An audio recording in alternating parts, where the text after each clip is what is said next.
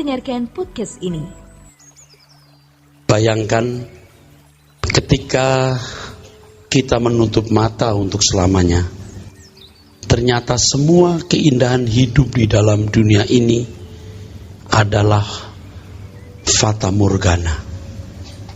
Fata morgana artinya hal yang bersifat khayal dan ternyata tidak ada. Lenyap sama sekali, lenyap untuk selamanya. Pada waktu itu orang akan menyadari betapa dahsyat tipuan dari kuasa kegelapan. Betapa dahsyat tipuan dari kuasa kegelapan. Dan barulah kita dapat menghayati dengan sempurna maksud perkataan Tuhan Yesus, bahwa keindahan materi, keindahan bendani, material thing adalah mamon yang tidak jujur. Mamon yang tidak jujur. Tidak jujur artinya menipu. Dalam teks aslinya kata tidak jujur tersebut adalah adikia.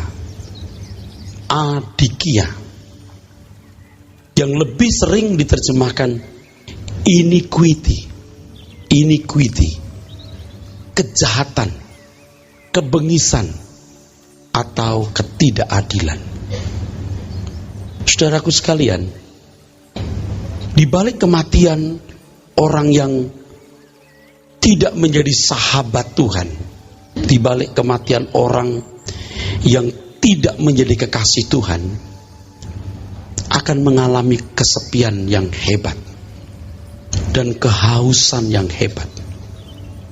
Kemudian akan mengalami ketakutan sebab kuasa kegelapan akan menjemputnya masuk ke dalam kerajaan kegelapan abadinya. Dan ternyata selama hidup di dunia ini telah membangun persahabatan sebagai mempelai setan. Setan yang tidak kelihatan atau tidak nyata-nyata menyatakan sebagai oknum yang jahat. Saudaraku sekalian yang kasih, kuasa kegelapan telah menipu banyak orang hari ini. Mereka memandang mamon sebagai sahabat abadi.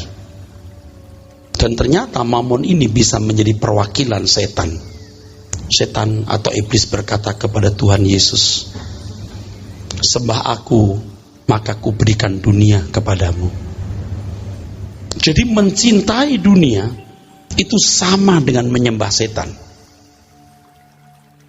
Mengasihi dunia ini sama dengan menyembah setan. Seharusnya mamon menjadi teman sementara atau alat untuk mengikat persahabatan dengan Tuhan, bukan menjadi sahabat abadi.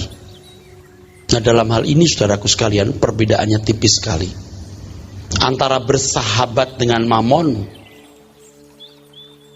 menjadikan Tuhan teman sementara dan alat untuk meraih mamon, atau bersahabat dengan Tuhan dengan menggunakan mamon sebagai teman sementara dan alatnya.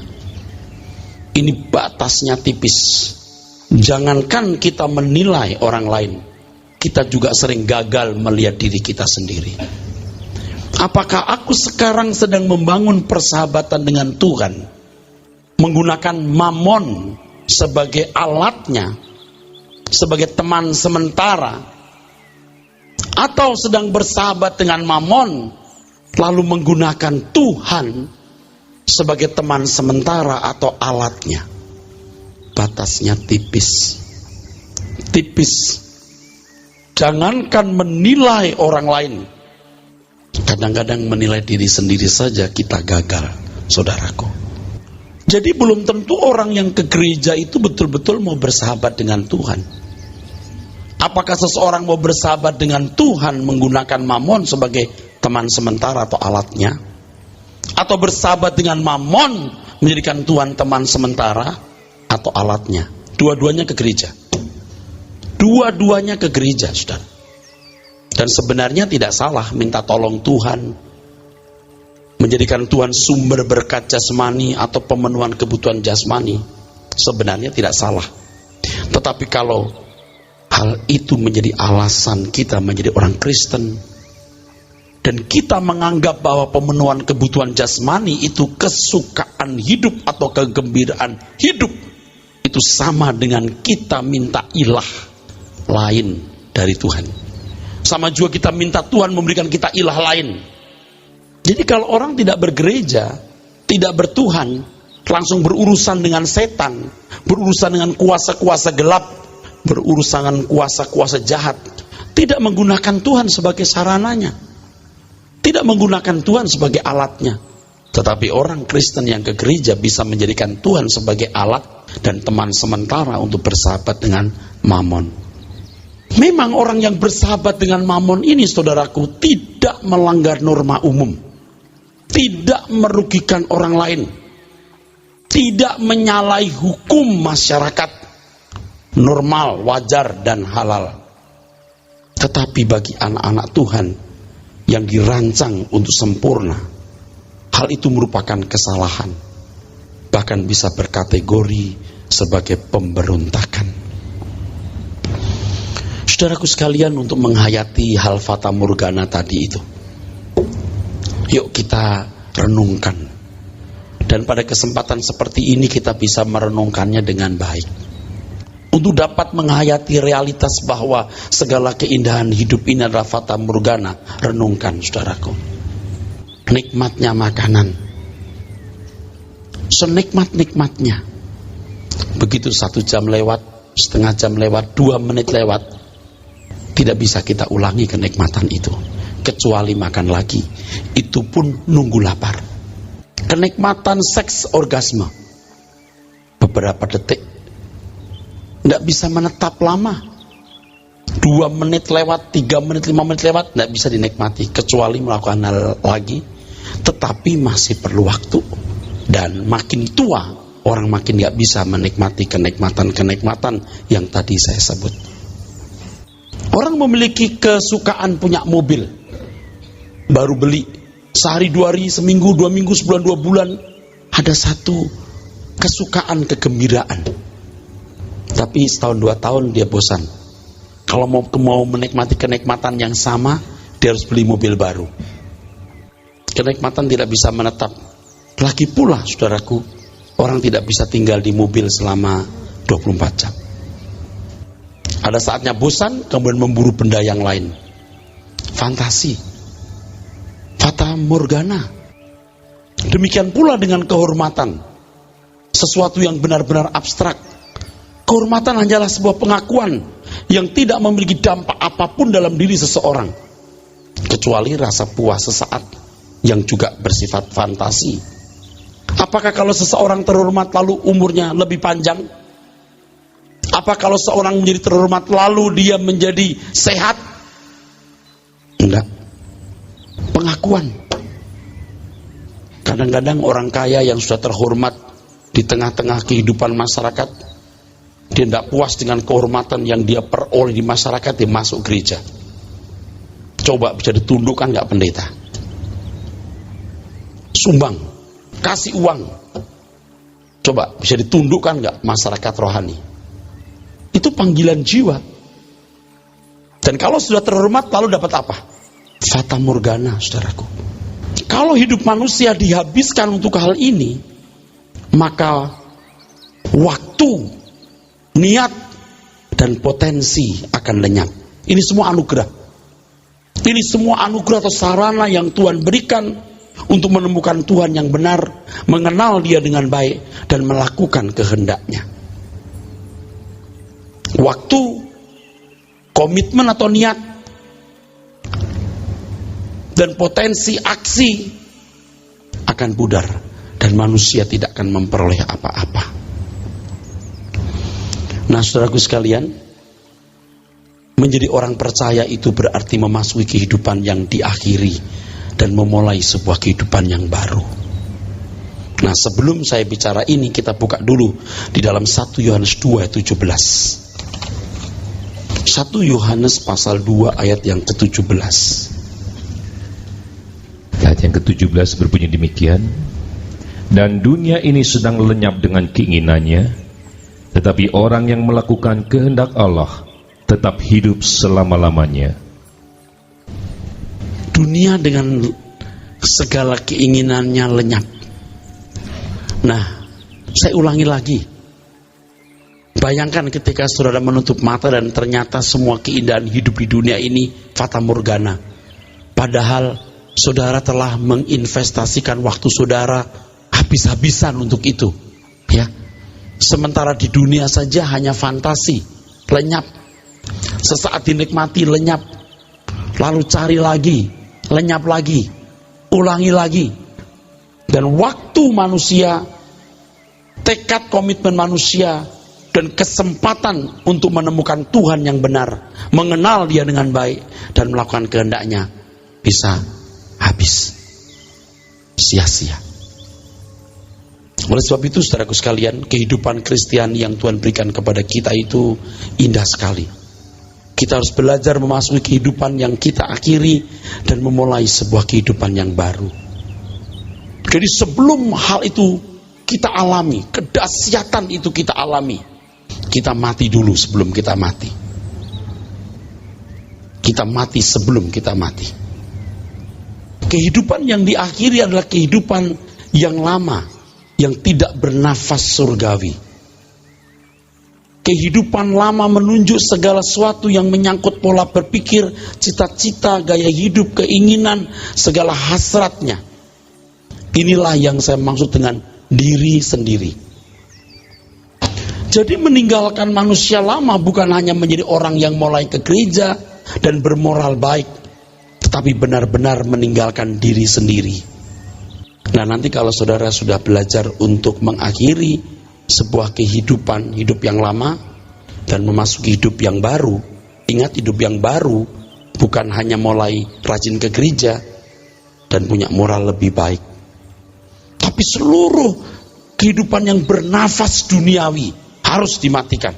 Kehidupan lama menunjuk kepada pola berpikir, cita-cita, gaya hidup, keinginan, hasrat, cita rasa jiwa kita, dan segala hobi-hobi yang tidak sesuai kehendak Allah, tidak sesuai dengan kehendak Tuhan. Dan kalau saudara mau menanggalkan itu seiring dengan kematian daging itu, saudara akan mulai merasakan kehausan. Dan makin hebat, saudara akan merasa lonely, kesepian. Anda akan mulai menemukan ada rongga kosong dalam jiwa saudara yang tidak bisa diisi oleh apapun kecuali Tuhan. Amin. Tapi rongga kosong ini, kehausan ini, kesepian ini tidak akan pernah dialami oleh orang-orang yang terjebak dalam fata morgana. Nikmatnya mobil baru, sudah lewat 2 tahun ganti mobil baru lagi. Nikmatnya makan enak, sudah enak 2-3 menit, 1 jam, 2 jam, 3 jam, 1 hari 2 hari, pengen lagi makan enak, ulangi lagi. Tapi saya ingatkan ya, makin tua kita makin tidak bisa menikmati itu. Dan orang yang hanyut terus seperti ini, dia akan kehilangan waktu, komitmen, tekad, niat. Seperti hari ini orang pengen bisa bahasa Mandarin, tapi tidak punya tekad belajar. Pengen belajar bahasa Inggris, tidak punya tekad belajar. Pengen punya, tapi tidak punya tekad. Habis tekadnya. Dan kalau orang mengarahkan tekadnya kepada perkara-perkara yang bersifat fata morgana tadi, saudaraku, dia tidak akan punya kehausan dan kesepian. Begitu mati, ternyata menipu. Hari ini kan banyak orang menjadikan mamon itu sahabat abadi. Nah, mungkin tidak mengatakan itu, tetapi dapat dibuktikan ketika seseorang tidak mau meninggalkan keterikatannya dengan dunia ini. Oleh sebab itu, kalau kita membaca Alkitab, nanti kalau sempat kita periksa, Tuhan Yesus ketemu dengan orang kaya. Orang kaya itu ingin ikut Tuhan dan menikmati satu hidup yang berkualitas. Tuhan berkata, jual milikmu, bagikan kepada orang miskin, datang kemari ikutlah aku. Itu mutlak. Itu mutlak, saudaraku. Jadi ada orang ke gereja itu bukan karena haus akan Tuhan, bukan karena kesepian dan membutuhkan Tuhan yang mengisi rongga jiwanya. Tapi karena mau bersahabat dengan mamon dunia, menggunakan Tuhan sebagai teman sementara atau alatnya. Kalau orang di luar Tuhan, nggak kenal Tuhan, langsung ketemu iblis, ya, nggak pakai Tuhan. Tapi orang Kristen pakai Tuhan. Sebenarnya lebih kurang ajar ini. Tetapi Tuhan toleransi, nggak apa-apa, karena masih kanak-kanak. Tapi kalau terus-menerus begini, lama-lama jadi kurang ajar. Sekarang saya mengambil satu langkah, tidak pakai cara itu, langsung saya ajarkan. Orang Kristen baru pun juga langsung saya ajarkan kebenaran ini. Tapi apa orang mau dengar, Pak? Iya, saya sering mendengar orang berkata, Pak Eras kalau khotbah orang Kristen baru mabok, Pak. Orang takut ke gereja dengar khotbah Pak Eras. Saya tanya, bagaimana khotbahnya Tuhan Yesus pada waktu itu? Coba saudara baca Alkitab, Tuhan Yesus khotbahnya gimana? Begitu dia khotbah pertama kali, berbahagia orang miskin di hadapan Tuhan. Berbahagialah kamu yang berduka cita, karena kamu akan dihibur. Aneh. Lalu setelah itu Tuhan mengatakan, jangan kumpulkan harta di bumi, kumpulkan harta di surga. Langsung, tidak pakai warming up, pemanasan. Bacalah Alkitab, saudara. Isinya semua juga begitu. Kenapa kita mesti kompromi? Kalau memang orang punya niat mau selamat, selamat saja. Kalau orang tidak punya niat ke surga, susah. Ya tidak apa-apa lah, Pak, Tuhan dipakai dulu untuk ya supaya rezeki lancar, enteng jodoh, ya nanti kan kita bisa arahkan ke Tuhan. Kenyataannya berapa banyak orang yang bisa diselamatkan lewat itu? Kebablasan. Akhirnya mencipta orang-orang jahat dalam kerajaan. Nah, saudaraku sekalian, untuk menghayati realitas ini, orang harus berani memasuki kehidupan yang diakhiri, yang tadi saya katakan mati sebelum mati. Ini tidak membuat saudara jadi tidak enak makan, justru makan jadi enak, makan apa saja.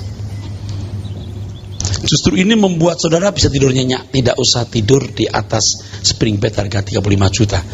Di atas spring bed 1,5 juta juga nyenyak. Mau pakai baju apa juga pede aja. Halo? Amin. Mau pakai emas sepuhan atau emas asli? Amin saja. Anda merdeka. Dihina senyum, dihormati senyum, dihina juga senyum.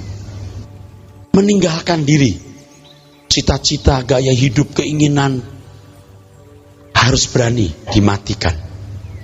Nah, ini lanjutan apa yang saya sampaikan pada pertemuan terdahulu. Percaya itu bukan sekedar sebuah persetujuan. Orang berkata setuju, seperti dalam rapat orang menyampaikan usul atau ide, pendapat, lalu kita berkata setuju. Percaya itu adalah tindakan atas sebuah kesepakatan dengan Tuhan bahwa kita bersedia melakukan apapun yang Tuhan perintahkan. Melakukan apapun yang Tuhan perintahkan.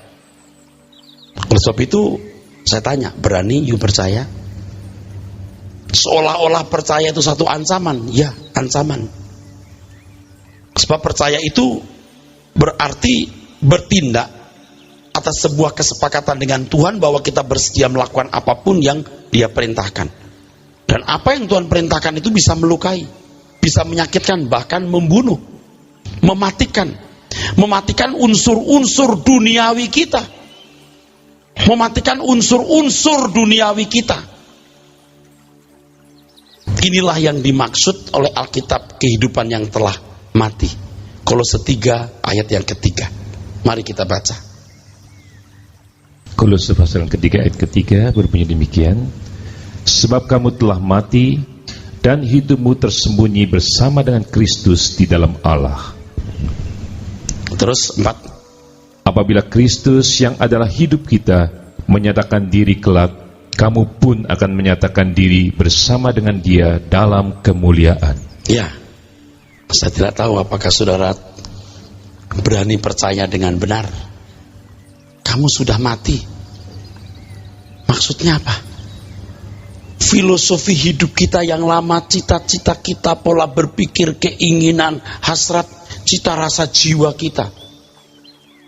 Dan ini tidak bisa dimatikan dengan hukum, dengan peraturan. Ini bisa dimatikan dengan kebenaran. Jadi sungguh sangat mengerikan, banyak orang Kristen merasa sudah hidup baru padahal sama sekali belum hidup baru. Oke, saya ambil contoh saya. Selama bertahun-tahun melayani pekerjaan Tuhan, saya sebenarnya belum benar-benar hidup baru. Bukan tidak hidup baru sama sekali, belum benar-benar.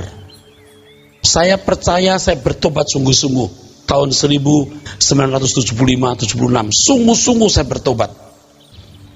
Tetapi benar-benar hidup baru itu tahun-tahun belakangan, khususnya tahun-tahun belakangan ini, 7 tahun belakangan ini, lebih menghayati apa artinya hidup baru.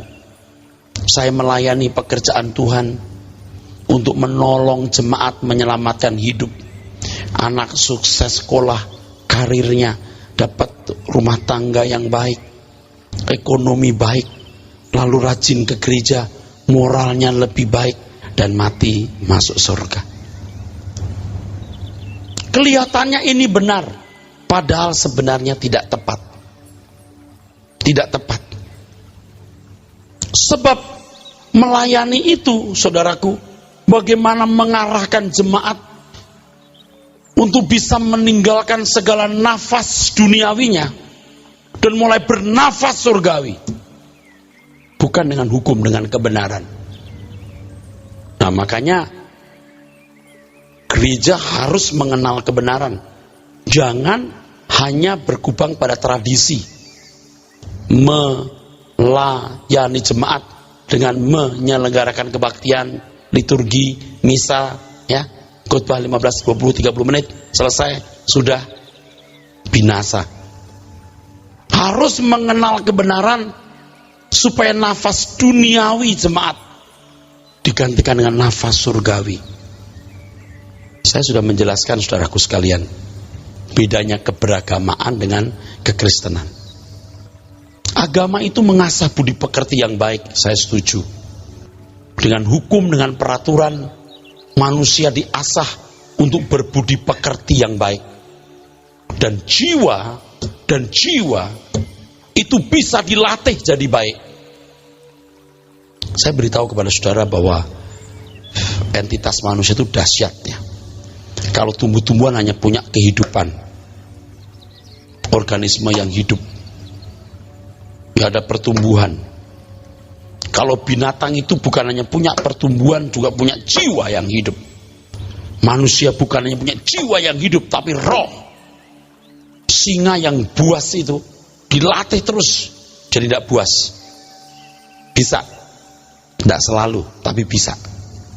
Gajah yang ganas dari kecil dilatih, bisa dibelai-belai. Anak-anak kita naik di atasnya, bisa. Tapi jangan lupa, dicambukin waktu dia dilatih itu, dicambukin kalau bener kasih makanan gitu ya. Kalau disuruh nurut kasih makanan, soalnya dicambuk. Maka ada anjing ya yang takut sama nyonyanya. Kalau nyonyanya sudah melotot matanya, tangannya diacungkan begini, takut. Ada tamu datang si pelaki, kuk, hes. Kenapa? Waktu melatih ini anjing, ini nggak 1 hari. Waktu kuk, nyonyanya begini sambil puak. Kadang-kadang saya tahu ada anjing yang lihat nyonyanya pegang kemoceng, lari dia, baru pegang kemoceng. Jiwa itu bisa dilatih jadi baik dengan hukum, dengan peraturan. Salah, cambuk, nyolong, potong tangannya. Siapa yang berani nyolong lagi? Ayo. Tapi manusia, makhluk yang dahsyat ini, bukan hanya punya jiwa yang hidup, tapi juga roh. Nah, di dalam kekristenan, roh manusia inilah yang akan dihidupkan supaya menguasai jiwa dan tubuh. Roh berkehendak, tubuh lemah. Artinya, roh itu maunya nurut, taat kepada Tuhan. Tapi karena kejatuhan manusia dalam dosa, jiwa yang tidak terdidik bisa menguasai roh. Tapi jiwa bisa baik. Bukan tidak bisa baik-baik, menguasai roh.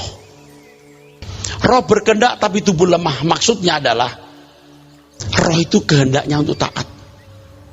Tetapi tubuh yang mewakili kehendak jiwa ini kecenderungannya melawan Tuhan. Maka Paulus berkata, aku tahu apa yang baik tapi yang jahat ku lakukan. Karena roh lemah. Dalam hal mentaati Tuhan. Dalam hal mentaati Tuhan, roh tidak berkuasa maksud saya. Tidak berkuasa. Tidak berkuasa. Nah sekarang dalam kekristenan, kita bukan hanya mau diajak berbudi pekerti baik. Tapi kita akan dikembalikan kepada rancangan Tuhan semula. Maka Roh Kudus ditempelkan di roh kita. Kalau di perjanjian lama ketika manusia jatuh dalam dosa, dikatakan rohku tidak selama-lamanya ada pada manusia. Roh Allah undur. Sekarang roh Allah ditempelkan kepada manusia. Supaya roh ini kuat dan mendominasi seluruh kehidupan. Caranya bagaimana? Tidak pakai hukum. Kalau jiwa perlu hukum, perlu peraturan. Yang dipakai adalah kebenaran. Kenal siapa aku, siapa Tuhan, mengapa aku hidup. Itu. Bukan jiwanya yang dilatih. Rohnya yang harus dihidupkan dengan kebenaran. Maka kita mengatakan manusia hidup bukannya dari roti, tapi dari setiap firman. Kalau kamu tetap dalam firmanku, kamu akan mengenal kebenaran. Kebenaran itu akan memerdekakan kamu. Nah masalahnya, ada masalahnya nih Pak. Ini masalah penting. Masalahnya, proses kolaborasi, proses kerjasama antara roh yang Tuhan tahu dalam diri kita dengan kita ini bisa berlangsung kalau kita punya komitmen meninggalkan filosofi yang lama. Manusia lama itu filosofinya, gaya hidupnya, cita-citanya, pola berpikirnya harus berani dimatikan. Itu berat. Saya sempat agak komplain sama Tuhan. Tuhan, kalau begitu gimana ya? Tapi faktanya begitu. Coba kita lihat Lukas. Lukas pasal 16 ayat 10. Sebentar Pak. Jadi iblis liciknya membuat kita hanyut dengan fata morgana tadi. Sehingga tercengkerami dengan fata morgana. Dengan kekayaan, kehormatan, pangkat. Membuat roh yang Tuhan tahu dalam diri kita sia-sia. Kita tidak bisa kolaborasi, tidak bisa kerjasama, tidak bisa bertumbuh, tidak bisa setia. Ayat 10. Barang siapa setia dalam perkara-perkara kecil, ya, ia setia juga dalam perkara-perkara besar. Terus? Dan barang siapa tidak benar dalam perkara-perkara kecil, ia tidak benar juga dalam perkara-perkara besar. Perkara kecil itu mamon. Itu hal yang paling sulit. Itu hal yang paling berat. Tetapi Tuhan katakan yang ini kecil loh. Ini kalau kamu belum beres, yang lain tidak beres. Tetapi kalau hanya mendidik jiwa, Anda masih duniawi boleh. Jiwa bisa dididik walaupun Anda duniawi. Walaupun Anda matre, Anda bisa bermoral baik. Tetapi untuk berbudi pekerti Tuhan, di mana roh bisa menguasai seluruh kehidupan, Anda tidak boleh matre sama sekali. Itu masalahnya. Berani nggak meninggalkan dunia, meninggalkan diri tadi. Sebab yang dirubah filosofinya. Saudara masih bersama saya? Unik Kristen bukan? Oh ternyata begitu. Iya. Jadi orang itu bisa berbudi pekerti baik walaupun matre. Tetapi anak Tuhan tidak bisa. You harus tinggalkan semua fata morgana itu.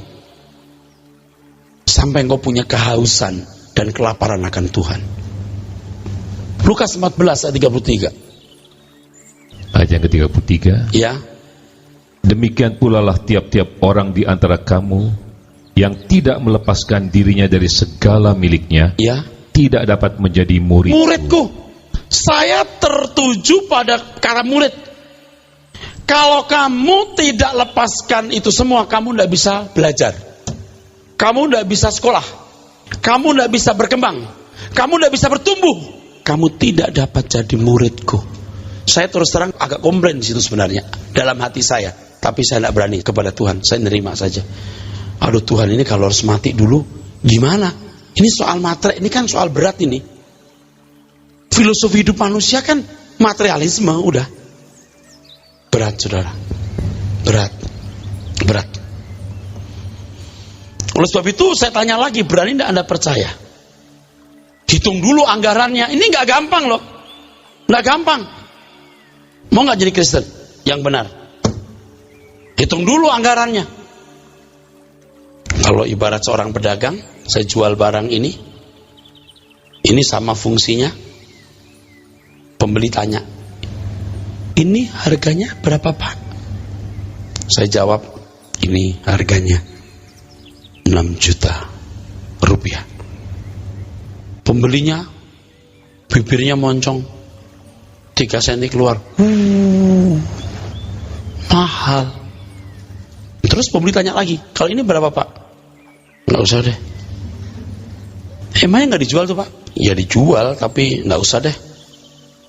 Tapi Bapak jual kan? Iya. Boleh dibeli Pak? Boleh. Harganya berapa? Nggak usah deh. Kenapa begitu Pak? Ya ilah, 6 juta aja bibir lu keluar 3 senti. Ini 30 juta. Hitung dulu uang di dompetmu. Cek dulu di ATM uangmu berapa. Hitung dulu anggarannya. Pak, kalau semua dengar khotbahnya Pak Eras nggak mau dengar. Siapa bilang? Tuhan Yesus khotbah begitu langsung loh. Jangan kumpulkan harta di bumi, kumpulkan harta di surga. Langsung. Ada yang ikut nggak? Ada. Orang-orang konyol. Yang ikut orang-orang konyol. Abraham itu konyol nggak? Konyol. Orang pikir Abraham itu cari apa yang fantasi. Abraham, kau cari fata morgana. Abraham bilang, kamu yang fata morgana. Murid-murid Tuhan Yesus konyol. Kamu harap apa dari anak tukang kayu dari Nazaret ini? Mimpi fata morgana. Enggak, saya yakin dia raja di atas segala raja. Dia akan bawa kami kepada kemuliaan. Yang fata morgana kamu mimpiin apa hidup ini. Nah sekarang tinggal siapa yang benar. Yang benar itu yang konyol, saudara. Sebab yang sedikit pasti dianggap nggak waras. Kalau ada 100 orang, dari 100 orang 98 warna biru, yang 2 warna putih, kira-kira yang konyol yang mana nih? Yang 2, yang putih. Saudara kalau lihat di luar itu, dunia itu fokusnya itu harta saja. Contohnya begini. Ya, saya dari satu lingkungan keluarga, ya. Sebagian lingkungan keluarga kami itu dari salah satu pulau di Indonesia lah, pulau. Dari orang-orang perantau itu yang di lingkungan saya ini. Itu kalau sudah ngomong soal konglomerat, dia ceritain soal mobilnya, duitnya, pulaunya, dia punya pulau lah, apalah. Itu kayak dewa, gitu loh. Padahal itu konglomerat, saudara, bukan nolong kagak. Duh, ampun deh. Itu utaknya tuh cien, ciong loh. Utaknya tuh duit. Sekarang kelompok orang ini kalau ngobrol jadi ngomongin apartemen. Satu beli apartemen, waduh ngomongnya apartemen dari ujung ke ujung. Padahal lu punya apartemen juga cuma 60 meter, 64 atau berapa. Ada orang lebih kaya juga ndak begini amat. Itu namanya norce dan kamse, norak dan kampungan. Pikirannya itu tertuju kepada perkara-perkara dunia. Kalau you punya apartemen biar luasnya 300 meter, 600 meter, enggak masalah lah, itu barang dunia fana, itu fata morgana. Wah, konglomerat ini punya pulau loh. Wah, pulaunya dibuat begini. Coba mana konglomeratnya? Saya mau tanya, mana barangmu? Di sono. Selembar kertas doang kan? Kau simpan di brankas, itu pun kalau nggak diangkat maling. Fata morgana. Maka Tuhan katakan apa? Di Matius pasal 6. Ingatan karat bisa merusak, pencuri bisa mencuri serta membongkarnya. Kumpulkan harta di surga. Jadi Kristen itu pertaruhannya, mahalnya di sini. Kehidupan yang baru tidak akan dapat bertumbuh dengan baik bila belum mengakhiri kehidupan yang lama. Ulangi Pak, Lukas 14:33. Demikian pula lah tiap-tiap orang di antara kamu yang tidak melepaskan dirinya dari segala miliknya tidak dapat menjadi muridku. Nah, saudara hari ini mendengar, begitu keluar dari sini, di tengah-tengah masyarakat tadi itu, Anda akan kebawa lagi. Kalau Anda tidak terbawa, Anda tidak ikut-ikutan, ya bicara juga soal apartemen bisa juga, ya. Bicara soal mobil bisa juga, tapi hati Anda tidak terbawa ke sana. Orang bilang Anda konyol. Apalagi kalau sudah mendengar khutbah begini ini, surga, mimpi kali, fata morgana. Saya mencoba memahami, tetapi saya tidak bisa. Hanya saya yakin saja, pokoknya sempurna. Kalau kita di sini bisa makan enak, kita kecap sesaat. Nanti di kerajaan surga kenikmatan itu berapa saat ya bisa dinikmati. Tapi yang jelas, yang bisa memuaskan dahaga jiwa kita itu hanya Tuhan. Jangan seperti orang kaya di Lukas pasal 16 yang berteriak-teriak, Bapak Abraham tolong suruh Lazarus memberikan setetes air. Itu bukan air mineral, apalagi soft drink. Tuhanlah air kehidupan itu. Tuhanlah. Jadi kalau orang ke gereja rame-rame, kita ajak nyanyi memuji-muji Tuhan, lalu kita berkata Allah itu baik, saudaraku sekalian. Baik menurut siapa? Baik menurut kita? Oh, dia memperdulikan masalahmu, dia akan menolong persoalanmu. Oh ya pasti. Tapi bukan karena itu loh kita ikut Tuhan. Kalau karena itu, you bertuhankan hal lain bukan Tuhan. Waduh, apalagi Tuhan yang dijual, saudaraku. Saudara percaya Tuhan akan menolong, angkat tanganmu dalam nama Yesus, sudah ditolong. Tuhan berkata, kagak. Mana nih yang gue tolong? Kata Tuhan. Yang itu yang kerja rajin, itu yang tanggung jawab, itu yang bisa menghargai anugerah dan berkatku. Yang lain tidak. Nggak bisa saya bilang dalam nama Yesus masalahmu selesai semua. Emangnya kita siapa? Tuhan baik, memang Tuhan baik. Tapi ngerti nggak kebaikan Tuhan bagaimana diwujudkan? Kebaikan Tuhan diwujudkan ketika dia mati di kayu salib memberikan rohnya. Dengan memberikan rohnya, saudara harus mematikan keinginan dan nafsu-nafsu duniawi saudara. Dengan cara begitu, keilahian Anda tumbuh, Anda jadi bangsawan surgawi. Saya jalan-jalan ke keraton baru-baru ini saudara, lihat kereta bagus lah apa gitu. Wah bagus, lihat kereta. Jadi anak raja, keluarga raja itu menyenangkan loh ya. Keretanya berlapis emas ya. Dihormati rakyat gitu ya, jadi anak raja lah ya. Pulang-pulang saya bersyukur saya nggak jadi anak raja. Sebab kalau saya jadi anak raja, saya pasti menyesal. Syukur aku nggak jadi anak raja. Kalau jadi anak raja aku menyesal. Kenapa? Sebab cuma 70 tahun. Singkat sekali jadi anak raja. 70 tahun, mati dikubur, dimakan cacing. Lebih baik saya jadi rakyat jelata, tapi setelah mati jadi anak raja selamanya. Kalau saya jadi anak raja, binasa saya. Saya loh, bukan orang lain ya. Sebab nggak jadi anak raja nggak tahu diri, apalagi jadi anak raja lebih nggak tahu diri. Kita miskin aja belagu, apalagi kita kaya. Lebih baik kita jadi rakyat jelata atau tidak dipandang manusia, tapi kita bertobat, kita menyerahkan diri kepada Tuhan, kita memiliki Roh Kudus, kita dididik oleh Tuhan menjadi bangsawan surgawi. Tapi harus berani konyol. Orang lain tidak dengan filosofi ini, kita memegang filosofi ini. Seperti orang konyol, tinggalkan cara hidup yang lama. Nah, bagaimana itu Pak? Isi cara hidup yang baru. Yang gimana Pak? Firman kebenaran. Makanya firman itu harus disampaikan dengan murni terus. 1 hari, 2 hari, 3 hari, 4 hari, sebulan, 2 bulan, setahun, 2 tahun, kelihatannya tidak ada pertumbuhan. Tetapi saudaraku, pasti ada pertumbuhan. Oleh sebab itu firman Tuhan yang murni yang harus disampaikan, supaya kebenaran firman yang murni ini saudaraku merubah dan mengubah hidup kita. Saudara, saya ingatkan, hidup ini beresiko sangat tinggi. Sebab kita makhluk kekal, kita menghadapi surga kekal atau neraka kekal. Dan itulah yang namanya realitas. Kalau cuma rumah, mobil, perhiasan, berlian, emas, itu fata morgana. Realitasnya itu adalah surga kekal, neraka kekal.